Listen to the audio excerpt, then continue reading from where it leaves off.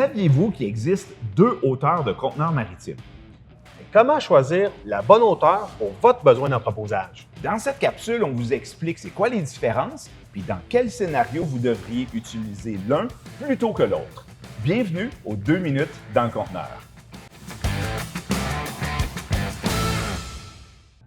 Alors, on est avec Julien, notre expert ici, et on va vous expliquer la différence majeure entre ce qu'on dit des conteneurs high cube et des réguliers. C'est les mêmes conteneurs qu'on voit partout dans le monde. Alors, quelle est la différence majeure, Julien? Donc, on parle de hauteur, comme on a dit en introduction. Le conteneur high cube, c'est un conteneur qui est 9 pieds 6 pouces extérieur, donc pas intérieur, c'est important à mentionner. Oui. Tandis que le conteneur régulier, c'est un conteneur de 8 pieds 6 pouces extérieur. Sous la vidéo, on a un petit tableau qui vous donne pas mal les dimensions, les spécifications, le poids. Je vais aussi ajouter dans ce tableau-là les dimensions intérieures. Pour votre information, ça peut être toujours pratique quand on planifie l'achat du conteneur. C'est une des questions qui nous est le plus souvent demandée d'ailleurs.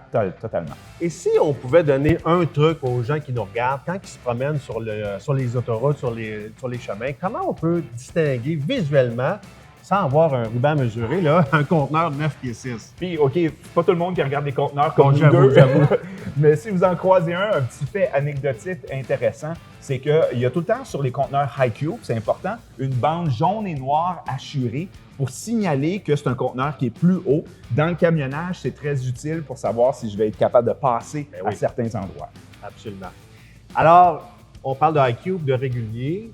Pourquoi on choisirait dans ce moment-là un conteneur régulier si j'ai déjà plus d'auteur, si je comprends bien, dans un high cube? Bien, dans le conteneur 20 pieds, le conteneur régulier, c'est le plus populaire sur le marché en ce moment. Tu as raison. Donc, le prix va être moins cher. Donc ça va être une bonne raison de choisir une hauteur régulier dans le 20 pieds.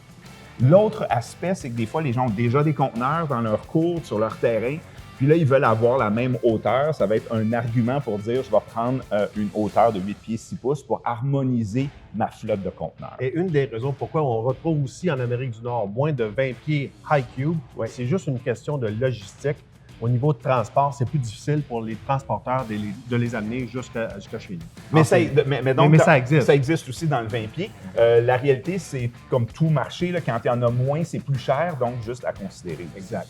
Donc, on pourrait supposer que avec du high cube, c'est l'effet inverse. Totalement. Fait que dans le high cube, c'est très, très populaire dans le 40 pieds. Il y en a beaucoup moins dans le 20 pieds.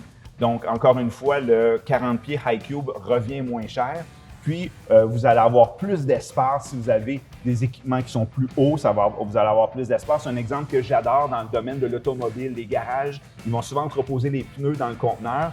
Fait qu'au lieu d'avoir seulement deux racks, deux hauteurs de 2 rangées de pneus, avec un high cube, on peut souvent se permettre d'en mettre une troisième. Donc, on a vraiment une possibilité de mieux maximiser notre espace. Donc, ça, c'est un élément important dans le high cube. Et une des raisons pourquoi il y en a beaucoup plus sur le marché que du conteneur régulier, c'est que depuis quelques années, les usines qui les fabriquent ont fait un choix avec les transporteurs de maximiser le cargo. Donc, ils font le choix d'aller avec du 9 pieds 6 de haut.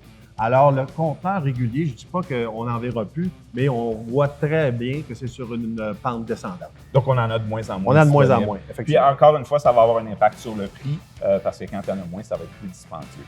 J'espère qu'on a répondu à vos questions. Si vous avez encore des doutes ou des choses plus spécifiques à nous demander, n'hésitez pas à nous contacter. Notre équipe d'experts va se faire un plaisir d'y répondre.